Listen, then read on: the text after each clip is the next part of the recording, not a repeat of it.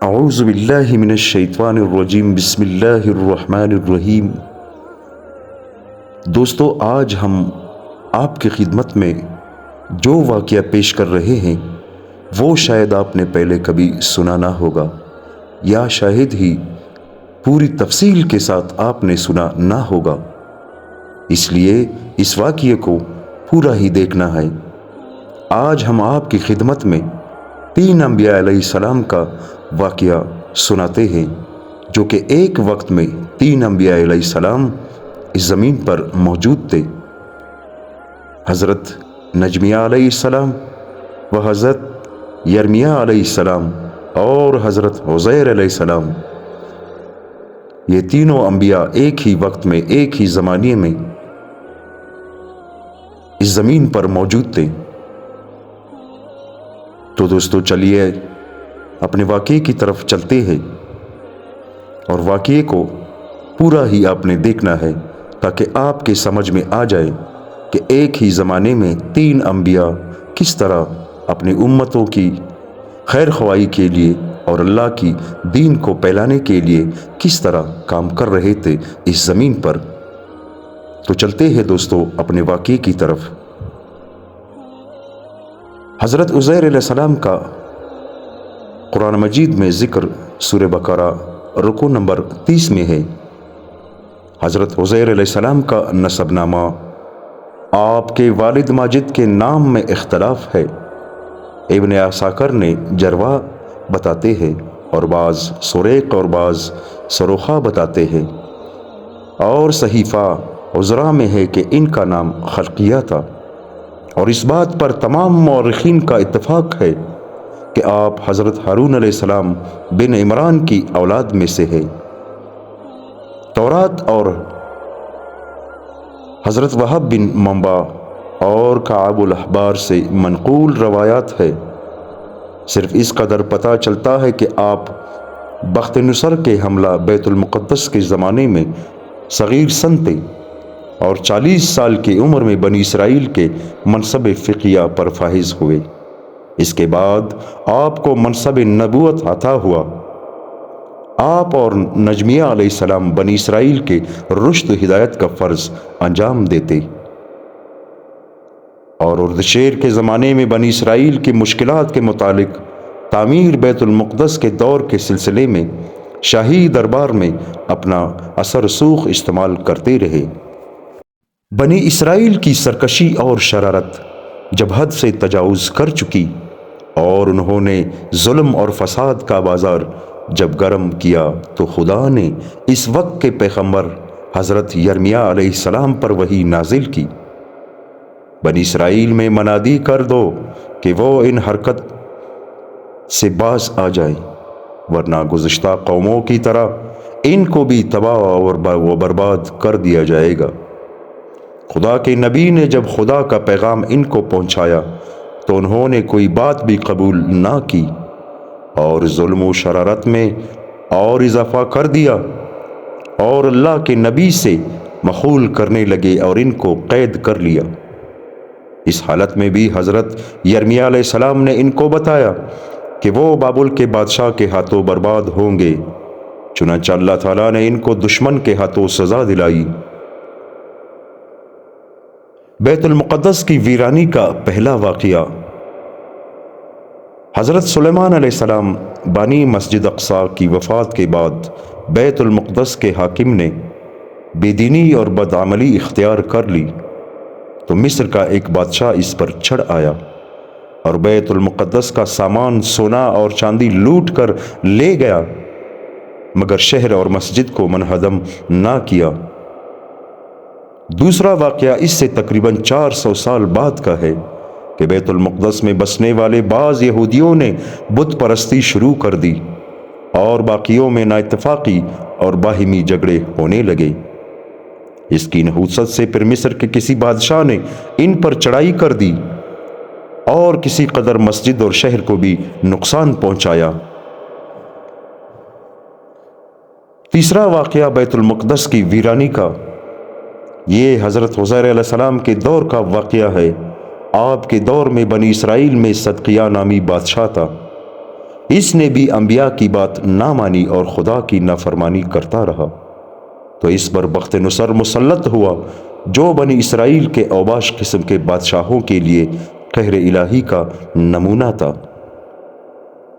اس نے یروشلم اور ہیکل کے سب مال و اسباب کو جمع کر کے تمام شہر اور ہیکل میں آگ لگا دی اور سب کو جلا کر راکھ کر دیا، اور ہیکل اور شہر کے بنیادوں تک کو اکاڑ کر میدان بنا دیا، اور ہزارہا مرزون کو قید کر کے بابل پہنچا دیا، اور ہیکل کے وہ برنجی ستون اور وہ حوض اور وہ ڈلے ہوئے جالیدار پیتل کے سامان اور وہ بیل اور وہ کرولی جن کو زمانے کے منتخب کاریگروں نے کس محنت سے بنایا تھا، سب کو بابل روانہ کیا اور بشتر کو توڑ پھوڑ دیا اور تورات کو بھی جلا دیا۔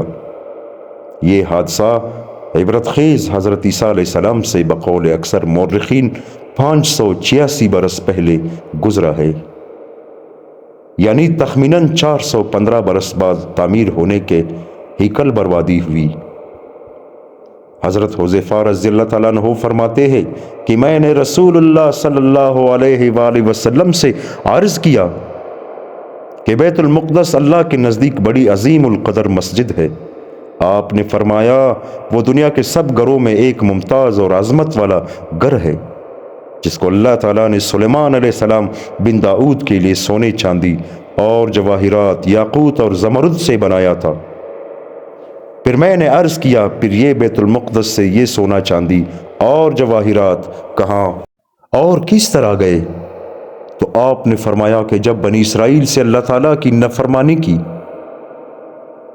گناہوں اور بدعمالیوں میں مبتلا ہو گئے، انبیاء علیہ السلام کو قتل کیا، تو اللہ تعالیٰ نے ان پر بخت نصر بادشاہ کو مسلط کر دیا جو مجوسی تھا۔ اس نے 700 برس بیت المقدس پر حکومت کی۔ اس کا لشکر بیت المقدس میں داخل ہوا، مردوں کو قتل کیا اور عورتوں کو قید کر لیا، اور بیت المقدس کے تمام اموال اور سونے چاندی اور جواہرات کو 1,70,000 گاڑیوں میں بھر کر اپنے ملک لے گیا، اور 100 برس تک بنی اسرائیل کو اپنا غلام بنا کر طرح طرح کی مشقت ذلت کے ساتھ ان سے لیتا رہا۔ پھر اللہ تعالیٰ نے فارس کے بادشاہوں میں سے ایک بادشاہ کو بخت نصر کے مقابلے میں کھڑا کر دیا، جس نے بابل کو فتح کر کے بنی اسرائیل کو بخت نصر کی قید سے آزاد کرایا، اور جتنے اموال وہ بیت المقدس سے لایا تھا وہ سب بیت المقدس پہنچا دیے۔ اس واقعے کو دیکھ کر انبیاء علیہ السلام کی چیخیں نکل گئی، اور وہ اس تباہی و بربادی پر دل میں کڑتے رہے اور روتے رہے۔ حضرت عزیر علیہ السلام کا 100 سال تک سوتے رہنا۔ حضرت عزیر علیہ السلام اثناء سفر میں جب اس ویران شدہ بستی پر گزرے تو اس کو اس حالت میں دیکھا کہ لوگ مرکب گئے، سارے مکانوں کی چھتیں گر گئی اور چھتوں پر دیواریں آ پڑی۔ اس تباہ و برباد شدہ بستی کو دیکھ کر یہ خیال گزرا کہ اللہ تعالیٰ اس آبادی کو دوبارہ کس طرح زندہ کرے گا، جیسا کہ فرمان ربی ہے۔ اللہ تعالیٰ قرآن مجید میں فرماتے ہیں، یا اس طرح آپ نے اس کا واقعہ ملاحظہ نہیں کیا جو ایک بستی پر ایسی حالت میں گزرا کہ وہ اپنے چھتوں پر گری پڑی تھی۔ اس نے کہا اس بستی کو اللہ تعالیٰ اس کے مرے پیچھے کیوں کر زندہ کرے گا؟ اس پر اللہ نے اس کو 100 سال تک مردہ رکھا، پھر زندہ کر اٹھایا اور اس سے پوچھا کہ تو کتنی مدت اس حالت میں رہا؟ اس نے کہا 1 دن یا اس سے بھی کم۔ اللہ تعالیٰ نے فرمایا نہیں، بلکہ اس حالت میں تو 100 سال رہا ہے۔ اب تو اپنے کھانے پینے کی چیزوں کو دیکھ لے، ان میں ذرا تغیر نہ ہوا، اور اپنے گدھے کو بھی دیکھ لے، اور اس تمام کارروائی سے ہمارا مقصد یہ ہے کہ ہم تجھ کو اس زمانے کے لوگوں کے لیے ایک نشانی بنائیں، اور تو اپنے گدھے کی ہڈیوں کی طرف دیکھ کہ ہم ان کو کس طرح جوڑتے ہیں، پھر ان پر کس طرح گوشت چڑھاتے ہیں۔ بہرحال جب حضرت عزیر علیہ السلام اس ویران شدہ بستی پر سفر کرتے ہوئے گزرے تو آپ ایک گدھے پر سوار تھے۔ کچھ کھانے پینے کا سامان ان کے پاس تھا، اور یہ سامان انجیر، انگور اور انگور کا شربت وغیرہ تھا۔ بستی کو دیکھ کر یہ خیال ہوا کہ دشمنوں نے اس کو بالکل تخت و تاراج کر دیا، اب یہ کس طرح آباد ہوگی؟ اس خیال کے بعد آپ نے یہاں قیام کر لیا، آپ کو نیند آ گئی تو اسی حالت میں اللہ تعالیٰ نے آپ کی جان قبض کر لی۔ جس وقت آپ سوئے تھے وہ چاشت کا وقت تھا، اور جب دوبارہ آپ کو اللہ تعالیٰ نے زندہ کیا تو دن کا کچھ حصہ باقی تھا۔